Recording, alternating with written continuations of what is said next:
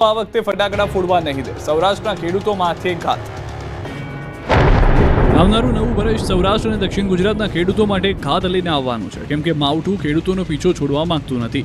આ વખતે માવઠું દિવાળી અને બેસતું વર્ષ કરવા પણ આવશે। હવામાન વિભાગે 16મી થી 19મી ઓક્ટોબર સુધી મધ્યમથી ભારે વરસાદની આગાહી કરી છે। સૌરાષ્ટ્ર અને દક્ષિણ ગુજરાતમાં માવઠું ત્રાટકી શકે છે। કઈ તારીખે ક્યાં વરસાદ વરસશે તેની વાત કરીએ તો 16 ઓક્ટોબરે તાપી, નવસારી, ડાંગ, વલસાડ, દમણ, દાદરાનગર હવેલીમાં વરસાદ પડી શકે। 17 ઓક્ટોબરે ભાવનગર, અમરેલી, ગીર સોમનાથ, દીવ, તાપી, નવસારી, ડાંગ, વલસાડ, દમણ, દાદરાનગર હવેલીમાં વરસાદની સંભાવના છે। 18 ઓક્ટોબરે ભાવનગર, અમરેલી, ગીર સોમનાથ, દીવ, તાપી, નવસારી, ડાંગ, વલસાડ, દમણ, દાદરાનગર હવેલીમાં વરસાદ પડી શકે। તો 19 ઓક્ટોબરે ભાવનગર, અમરેલી, ગીર સોમનાથ, દીવ, તાપી, નવસારી, ડાંગ, वलसाड़, दमन और दादरानगर हवेली में मावठू विघ्न बनी सके। गुजरात रीजन है हमारा 17, 18, 19 इसमें आइसोलेटेड प्लेसेस में लाइट टू मॉडरेट तो हल्का से मध्यम वर्षा थंडर शॉवर के साथ दक्षिण गुजरात की जो जिला है उसमें संभावना रहेगा, जैसे नवसारी, वलसाड़, डांग, तापी और दमन, दादरानगर हवेली के लिए दिया गया है।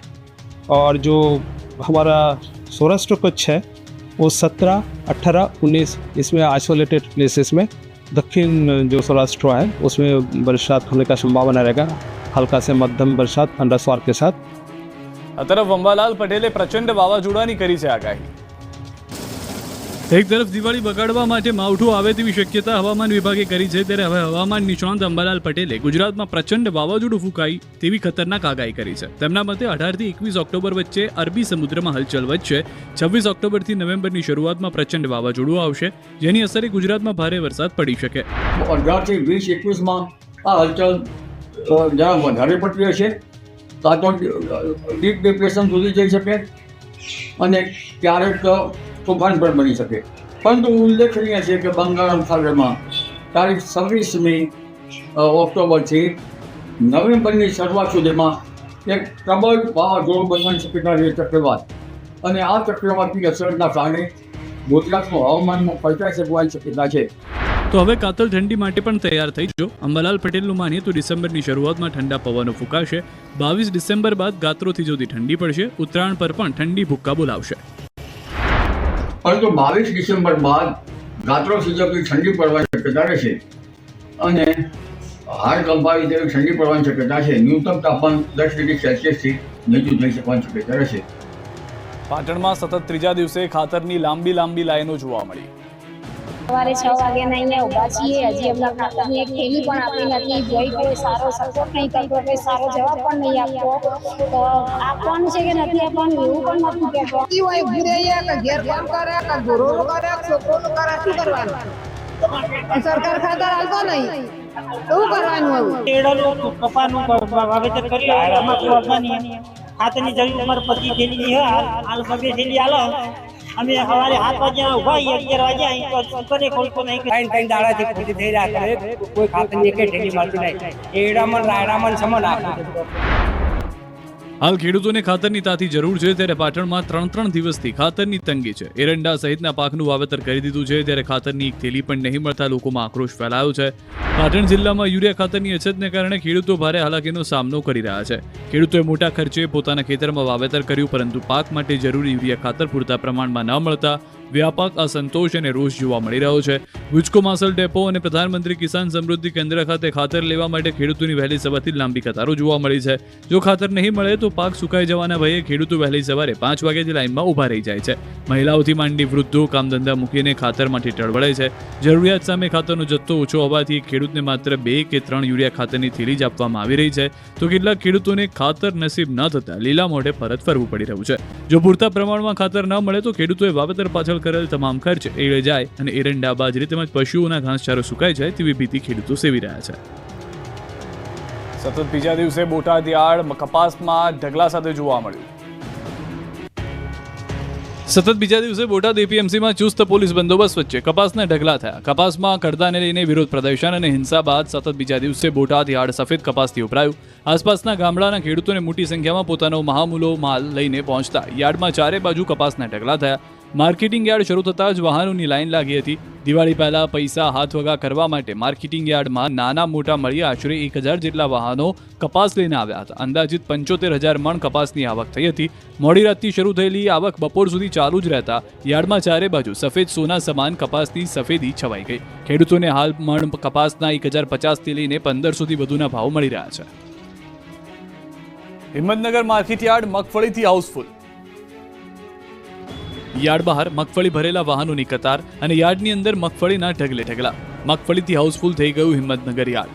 દિવાળી પૂર્વે પૈસા હાથવગા કરવા માટે મોટી સંખ્યામાં ખેડૂતો યાર્ડ ખાતે પોતાની મહામૂલી મગફળી લઈને પહોંચ્યા હતા, જેના પગલે હિંમતનગર માર્કેટ યાર્ડમાં સિઝનમાં પ્રથમવાર સૌથી વધુ 35,000 થી વધુ ગુણીની આવક થઈ.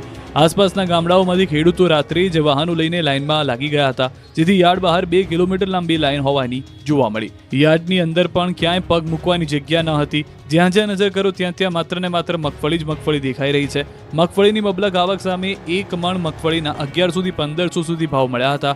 મગફળીના ભાવ પણ સારા મળતા ખેડૂતો ખુશખુશાલ જોવા મળ્યા, તો કેટલાક ખેડૂતો દુઃખી જોવા મળ્યા. પરંતુ દિવાળી અને નવી સિઝનને કારણે ખેડૂતો પોતાનો પાક વેચવા મજબૂર બન્યા છે, ત્યારે ખેડૂતોને આ ભાવ પોસાય તેમ નથી, ત્યારે ટેકાના ભાવે ઝડપથી ખરીદી શરૂ કરવા માંગ ઉઠી છે. આ તરફ વિવિધ જણસીઓની આવકથી જૂનાગઢ યાર્ડ છલકાયું. દિવાળીના તહેવારોનું યાર્ડમાં વેકેશન પડે તે પહેલા યાર્ડ જણસીઓથી ઉભરાવા લાગ્યા છે, ત્યારે દિવાળી પૂર્વે પૈસા હાથવગા કરી લેવા જૂનાગઢ યાર્ડ પણ વિવિધ જણસીઓથી છલોછલ હતું. દિવાળી પહેલા જૂનાગઢ માર્કેટિંગ યાર્ડમાં જણસીની આવકમાં વધારો થયો. સોયાબીન, મગફળી, ધાણા, તલ સહિતની જણસીઓ લઈને મોટી સંખ્યામાં ખેડૂતો યાર્ડ ખાતે પહોંચ્યા. યાર્ડમાં છેલ્લા 5 દિવસથી દરરોજ સોયાબીનની 10,000 થી વધુ ગુણની આવક થઈ રહી છે. સોયાબીનના પ્રતિમણના 800 થી 850 રૂપિયા ભાવ મળી રહ્યા છે, જ્યારે મગફળીના 2,500 થી વધુ ગુણીની આવક થઈ રહી છે, જેના 800 થી 1,000 જેટલો ભાવ ખેડૂતોને મળી રહ્યો છે. ત્યારે દિવાળી બાદ પણ સોયાબીનની આવકમાં વધારો થવાની શક્યતા છે, જ્યારે જણસીના સારા ભાવ મળતા ખેડૂતો હવે ખુશ જોવા મળી રહ્યા છે. હાથમાં આગ સાથે દ્વારકાના ખેડૂતોએ કર્યો વિરોધ.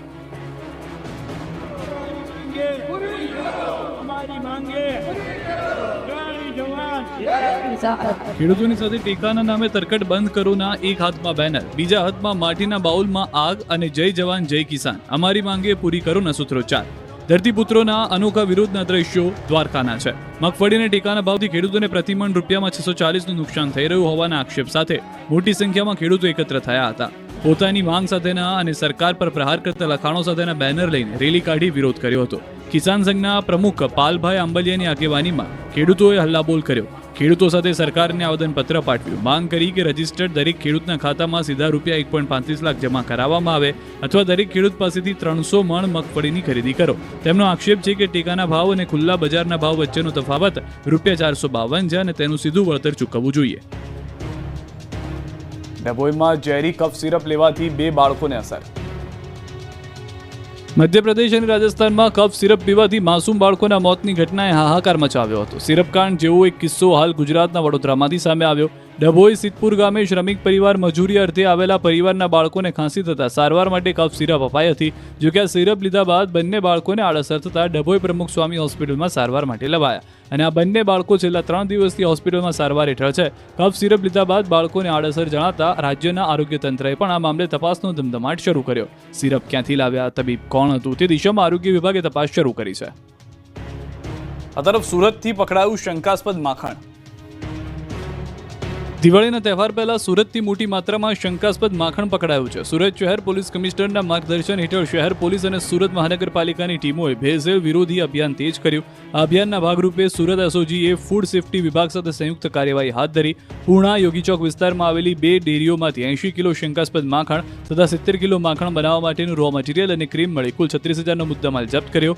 ખોડિયાર ડેરી તથા સૌરાષ્ટ્ર ડેરીના સંચાલકો ભેળસેળયુક્ત માખણનું વેચાણ કરી રહ્યા હોવાની ફરિયાદ મળી હતી, જેના આધારે દરોડા પાડ્યા હતા. ત્યારે ખોડિયાર ડેરીમાંથી 60 કિલો માખણ, જ્યારે સૌરાષ્ટ્ર ડેરીમાંથી 20 કિલો માખણ જપ્ત કર્યું.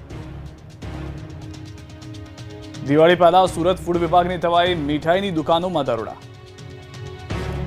દિવાળીના તહેવારોમાં લોકોનું આરોગ્ય ન બગડે તે માટે ભેળસેળિયાઓ પર સુરત ફૂડ વિભાગે તવાઈ બોલાવી છે. લોકોના આરોગ્ય સાથે ચેડા કરી પૈસાના પૂજારી બની ગયેલા કેટલાક વેપારીઓ 2 રૂપિયા વધુ કમાવા માટે ભેળસેળ કરે છે, ત્યારે આવા ભેળસેળિયાઓ પર તવાઈ બોલાવી છે. ફૂડ વિભાગે સુરતના અલગ અલગ 9 ઝોનમાં આરોગ્ય વિભાગ દ્વારા મીઠાઈઓની દુકાને દરોડા પાડવામાં આવ્યા હતા. વિવિધ મીઠાઈના સેમ્પલ લઈને તપાસ માટે આગળ મોકલ્યા છે. મીઠાઈમાં મોટા પ્રમાણમાં ભેળસેળની ફરિયાદ બાદ આરોગ્ય વિભાગે તપાસ કરી. સેમ્પલ લઈને પબ્લિક લેબોરેટરી ખાતે તપાસમાં મોકલ્યા, જેને લઈને વેપારીઓમાં ફફડાટ ફેલાયો છે. તમારા ઘરે નકલી કોસ્મેટિક વસ્તુઓ તો નથી ને? સુરતથી પકડાયું નકલી કોસ્મેટિક ગોડાઉન. જો તમે ઓનલાઈન કોસ્મેટિક વસ્તુઓ ખરીદતા હો તો સાવધાન થઈ જજો. તમે જે ઈ કોમર્સ પરથી કોસ્મેટિક વસ્તુઓ ખરીદો છો તે નકલી તો નથી ને? કેમ કે સુરતી નકલી કોસ્મેટિક વસ્તુઓનું કારખાનું ઝડપાયું છે. સુરતમાંથી નકલી ઘી બનાવતી ફેક્ટરી બાદ હવે ડુપ્લિકેટ કોસ્મેટિકનું ગોડાઉન ઝડપાયું છે. ઝોન 1 LCB અને પૂણા પોલીસે પૂણા વિસ્તારમાં રંગ અવધૂત સોસાયટીમાંથી ગોડાઉનમાં દરોડા પાડીને 12 લાખથી વધુનો ડુપ્લિકેટ ચીજ વસ્તુનો જથ્થો ઝડપ્યો છે. પિતા અને 2 પુત્ર ડુપ્લિકેટ કોસ્મેટિકનો વેપલો ઈ કોમર્સ વેબસાઇટ ઉપર ચલાવતા હતા. આરોપીઓ કોસ્મેટિક ચીજ વસ્તુઓનું રો મટીરિયલ સસ્તામાં બહારથી લાવી અલગ અલગ કંપનીઓના નામવાળા સ્ટીકરો લગાવી નાની મોટી બોટલોમાં ભરી વધુ પૈસામાં વેચાણ કરતા હતા. પોલીસે પિતા બાબુભાઈ ચૌહાણ, નિરલ ચૌહાણ અને સિદ્ધાર્થ ચૌહાણની ધરપકડ કરી છે. 25,000ના કમ્પ્યુટર અને પ્રિન્ટર કબજે કર્યા છે. પિતા અને તેના બંને પુત્રો છેલ્લા 15 મહિનાથી ડુપ્લિકેટ કોસ્મેટિક ઓનલાઈન વેચવાનો ધંધો કરતા હતા. લોકોને છેતરતા હતા. ડુપ્લિકેટ કોસ્મેટિક ઉપર કોઈ પણ પ્રકારની બ્રાન્ડનું નામ લગાવવામાં આવતું ન હતું. 10 રૂપિયાની વસ્તુ 200 રૂપિયા સુધીમાં વેચતા હતા. અમદાવાદવાસીઓ દિવાળી બગાડવી હોય તો જ ચાંદીના વરખવાળી મીઠાઈ ખાજો. આરોગ્ય વિભાગે દરોડા પાડ્યા.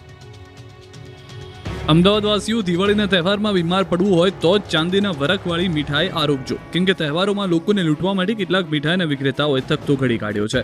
ત્યારે આવા ભેળસેળિયા વેપારીઓ પર અમદાવાદ ફૂડ વિભાગે તવાઈ બોલાવી. દિવાળીના તહેવારને ધ્યાને લઈને અમદાવાદ શહેરમાં ફૂડ વિભાગે ચેકિંગ અભિયાન શરૂ કર્યું. શહેરની જાણીતી સ્વીટ માર્ટ દુકાનમાં તપાસ હાથ ધરાઈ, જેમાં કાજુ કતરી સહિત વિવિધ મીઠાઈઓ અને ફરસાણના નમૂનાઓ લેવામાં આવ્યા. તમામ નમૂનાઓ લેબમાં તપાસ માટે મોકલવામાં આવશે. અલગ અલગ ઝોનમાં ટીમો બનાવી સમગ્ર શહેરમાં ચેકિંગ હાલ ચાલી રહ્યું છે. છેલ્લા 2 દિવસમાં અંદાજિત 150 ખાદ્ય સામગ્રીના સેમ્પલ લેવામાં આવ્યા. ત્યારે આશા રાખીએ દિવાળીના તહેવાર પહેલા જ સેમ્પલના પરિણામ આવે અને આ તપાસના નામે તરકટ ન નીકળે. ગુરુવારે થઈ શકે છે મંત્રીમંડળનું વિસ્તરણ. કદાચ નવા વર્ષથી નવું મંત્રીમંડળ જોવા મળી શકે છે. કેમ કે ભાજપના નવા પ્રમુખ નિમાયા બાદ હવે મંત્રીમંડળના વિસ્તરણની પ્રબળ શક્યતાઓ વધી ગઈ છે. સોમવારે ગુજરાતના મુખ્યમંત્રી ભૂપેન્દ્ર પટેલ, ભાજપના પ્રદેશ પ્રમુખ જગદીશ વિશ્વકર્મા અને સંગઠન મહામંત્રી રત્નાકરે દિલ્હી દરબારમાં પ્રધાનમંત્રી નરેન્દ્ર મોદી સાથે બેઠક કરી લીધી. એટલે કે એક વાત નિશ્ચિત મનાઈ રહી છે કે દિવાળી પહેલા જે મંત્રીમંડળનું વિસ્તરણ જ થઈ જશે. રાજકીય તજજ્ઞો માને છે કે વિસ્તરણમાં ઘણી સાફસૂફી કરી દેવાશે. ઘણા જૂના મંત્રીઓના પત્તા કપાઈ જશે તો નવા ચહેરાનો સમાવેશ કરાશે. સૌરાષ્ટ્ર ઝોનમાંથી કેટલાક MLA બની શકે છે મંત્રી.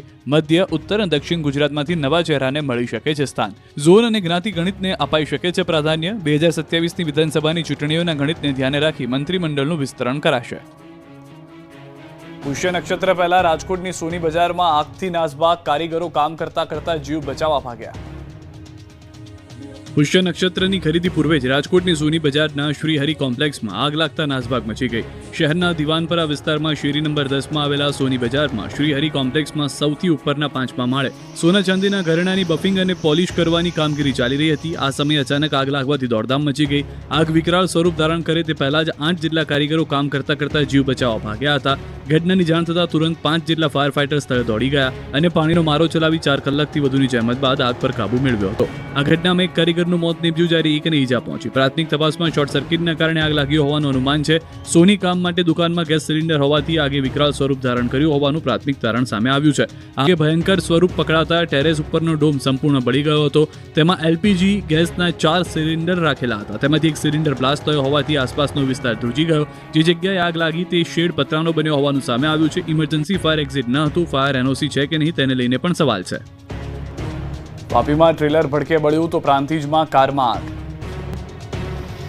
અમદાવાદ મુંબઈ નેશનલ હાઈવે પર લોખંડની પ્લેટના રોલ ભરેલા ટ્રેલરમાં અચાનક આગ લાગતા દોડધામ મચી ગઈ. ભારે ભરકમ લોખંડના રોલ ભરેલા ટ્રેલરના ટાયર ફાટતા હોવાથી ડ્રાઈવરે ટ્રેલરને હાઈવેના સર્વિસ રોડ પર પાર્ક કર્યું હતું. એ દરમિયાન આ રોડ પર ઢાંકેલા પ્લાસ્ટિકના કવર અને સામાનમાં આગ લાગી હતી. જોકે ફાયર બ્રિગેડની ટીમ દ્વારા ભારે જહેમત બાદ આગ પર કાબુ મેળવવામાં સફળતા મળી હતી. તો સાબરકાંઠાના પ્રાંતિજના સલાલ નજીક કારમાં આગ લાગી. કારમાં અચાનક આગ ભભૂકી ઉઠતા અફરાતફરી મચી ગઈ. જોકે કાર ચાલક સમય સૂચકતા વાપરી ઉતરી જતા તેનો આબાદ બચાવ થયો, પરંતુ કાર આગમાં બળીને ખાખ થઈ ગઈ હતી. ફાયરની ટીમ સ્થળ પર પહોંચી આગને કાબૂમાં કરી.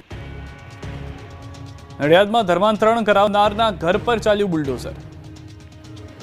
ખેડા નડિયાદમાં ફરી ધર્માંતરણનો પર્દાફાશ થયો છે. દાહોદ જિલ્લાના આદિવાસી સમાજના નાગરિકોને ખ્રિસ્તી ધર્મમાં ધર્માંતરણ કરવામાં આવતું હતું. સ્ટીવન મેકવાન નામનો ઇસમ પોતાના ઘર આગળ ગેરકાયદેસર બાંધકામ કરી ત્યાં જ ધર્માંતરણની પ્રવૃત્તિ ચલાવતો હતો. આ અંગેની જાણ થતાં નડિયાદ મહાનગરપાલિકા દ્વારા બુલડોઝરવાળી કરી હતી.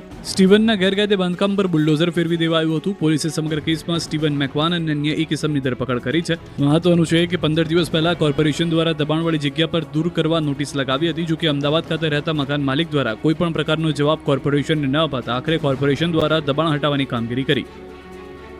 ભાવનગરમાં 3 માળનું મકાન ધરાશાયી, એકનું મોત, 2ને ઈજા. ભાવનગર શહેરના આનંદનગર વિસ્તારમાં જર્જરિત બનેલા ગુજરાત હાઉસિંગ બોર્ડના સરકારી આવાસે એક યુવાનનો ભોગ લીધો છે. મોડી રાત્રે 3 માળનું જર્જરિત બનેલું એપાર્ટમેન્ટ અચાનક તૂટી પડતા તેમાં રહેતા 3 લોકો દટાયા હતા. ઘટનાની જાણ થતાં ફાયર, પોલીસ અને વહીવટીતંત્ર તાત્કાલિક સ્થળ પર દોડી ગયું હતું. રેસ્ક્યુ ટીમે સ્થાનિક લોકોના સહકાર સાથે 4 કલાકની ભારે જહેમત બાદ કાટમાળ નીચે દટાયેલા 3 લોકોને બહાર કાઢી હોસ્પિટલ ખસેડ્યા હતા, જેમાં એક યુવાનનું સારવાર દરમિયાન મોત નીપજ્યું હતું. આ આવાસોને જર્જરિત જાહેર કરી તંત્ર દ્વારા વર્ષો પૂર્વે નોટિસો આપવામાં આવી હતી. જો કે અનેકવાર નોટિસ મળવા છતાં પણ અહીં રહેતા સામાન્ય વર્ગના લોકો બીજા રહેણાંકના અભાવે જર્જરિત આવાસો છોડવા તૈયાર નહોતા થયા. ત્યારે મકાન ધરાશાયી થતાં દહેશત ફેલાઈ. હાલ શહેરમાં ગુજરાત હાઉસિંગ બોર્ડના 1177 મકાનો જર્જરિત અવસ્થામાં છે. મહાનગરપાલિકાએ જર્જરિત મકાનોને દૂર કરવા દર વર્ષે નોટિસ આપે છે. એસ્ટેટ વિભાગ અને ગુજરાત હાઉસિંગ બોર્ડ વચ્ચે સંકલનના અભાવે લોકોને હાલાકીનો સામનો કરવો પડી રહ્યો છે.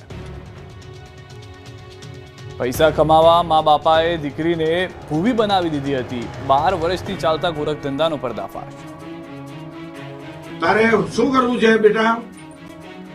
કયો બંધ કરી દેવું સાહેબ, પણ હું તો શું કરું? તને પરણે કરાવે છે? ના, પણ હવે 3 વર્ષથી હું આ કપડાં પહેરીને આ ફરીએ છીએ. પેલા રૂપિયા નાખી દીધા એટલે પછી ઉઠાડી દીધી કે નહીં. તારે તો ભણવું હતું ને? હા, મારે ભણવું. તારે ભણવું તો તને ઉઠાડી મૂકી. મારે ભણવું છે, માતાજી નથી બનવું. આ શબ્દો છે એક માસૂમ દીકરીના, જેને બળજબરીથી તેના માતા પિતાએ માતાજી બનાવી પૈસા કમાવાનું સાધન બનાવી દીધી. સુરતમાં માતા ભૂઈમાનો આઘાતજનક કિસ્સો વિજ્ઞાન જાથાએ પર્દાફાશ કર્યો. 12 વર્ષથી મોગલ માતાના ભૂઈમાના નામે લોકો સાથે ધર્મના નામે છેતરપિંડી ચાલી રહી હતી. વિલંજા પાસે રહેતા બરવાડિયા પરિવારે પોતાની દીકરીને માત્ર 3 વર્ષની ઉંમરે માતાજીનો અવતાર જાહેર કરી દેવી તરીકે ધૂણતા શીખવ્યું. જાનુઆઈ તરીકે પ્રખ્યાત કરીને દીકરીને ધૂણવા અને તલવારરાસ કરવા પરાણે મજબૂર કરાતી હતી. પરિવાર જાનુઆઈના નામે શ્રદ્ધાળુઓ પાસેથી રૂપિયા 21,000 થી 1 લાખ સુધી પડાવતા હતા. સમગ્ર મામલે વિજ્ઞાન જાથા અને ઉત્તરાયણ પોલીસે સંયુક્ત કાર્યવાહી કરી તમામ છેતરપિંડીનો ખુલાસો કર્યો. ત્યારે જાનુઆઈ ભૂઈમાએ ચોંકાવનારું નિવેદન આપ્યું. તેને રડતા રડતા કહ્યું કે મારે ભણવું છે, હવે ધૂણવું નથી. સૌથી આઘાતજનક બાબત એ છે કે આ બાળકીને ધૂણવા અને તલવારરાસ કરવા માટે માતા પિતા દ્વારા પરાણે મજબૂર કરવામાં આવતી હતી. જ્યારે પણ તેના પાડતી ત્યારે તેમના માતા પિતા દ્વારા તેના પર ઢોર માર મારવામાં આવતો અને તેને ઈજાઓ પણ પહોંચાડવામાં આવતી. આ સિવાય શ્રદ્ધાળુઓ સાથે રાત્રિના સમયે વિકૃત હરકતોના ફોટા અને વિડીયો બનાવતા હતા. સમગ્ર પર્દાફાશ થતાં આખરે માતા પિતા જાથા સમક્ષ પગે પડી માફી માંગી તેમજ દોરા ધાગા, બાધા ટેક અને આર્થિક છેતરપિંડી કાયમી બંધ કરી દેવાની કબૂલાત કરી હતી. સુરતના ઉધના રેલવે સ્ટેશને વતન જવા મુસાફરોનું ખીડિયારું ઉભરાયું. ભીડ નિયંત્રણ માટે પહેલીવાર ડ્રોન સર્વેલન્સ.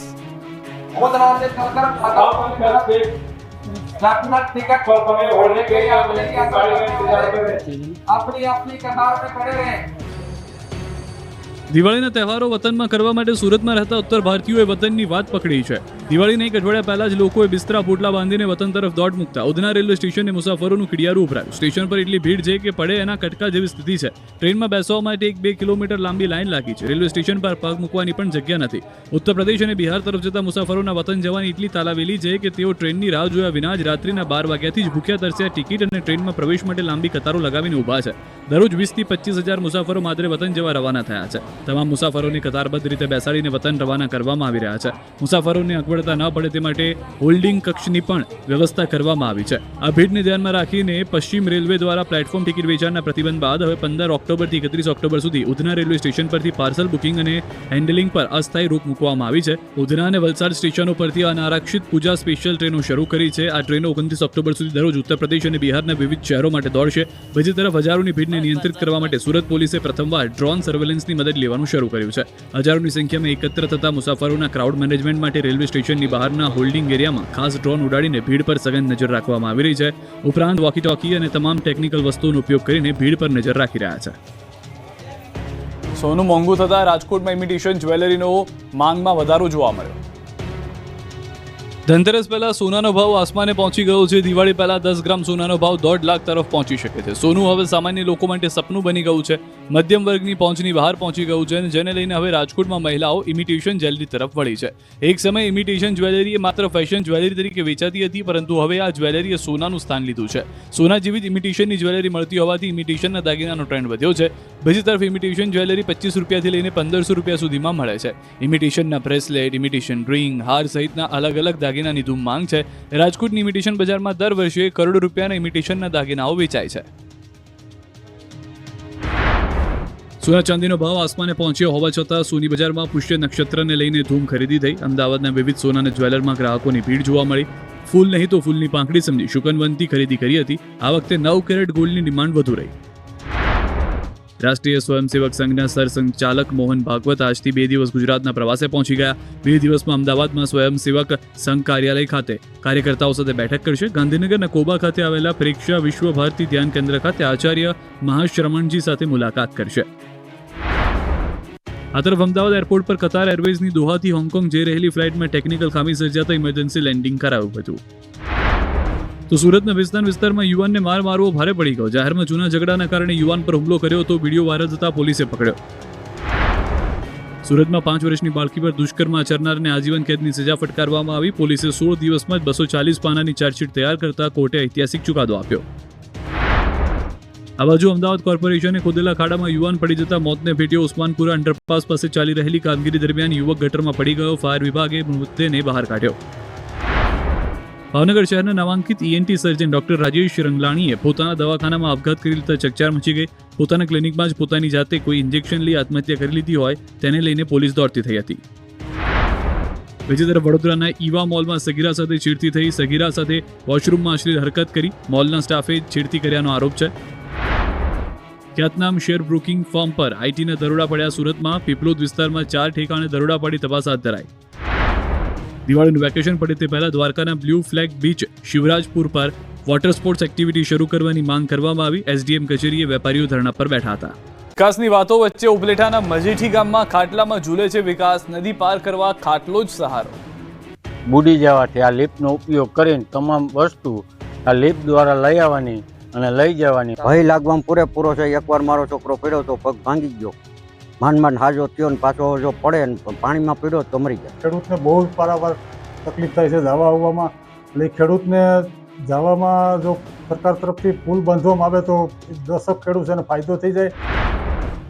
ગુજરાતમાં વિકાસની મોટી હવાઈ વાતો થાય છે. ગામ રોડ અને બ્રિજ બન્યાના દાવા કરવામાં આવે છે, પણ આ દ્રશ્યો તંત્રના ગાલે તમાચા સમાન છે. અહીં વિકાસ તો છે પરંતુ ખાટલામાં ઝૂલી રહ્યો છે. રાજકોટ જિલ્લાનું એક એવું ગામ જેમાં ખેડૂતો જીવના જોખમે જાય છે પોતાના ખેતરે.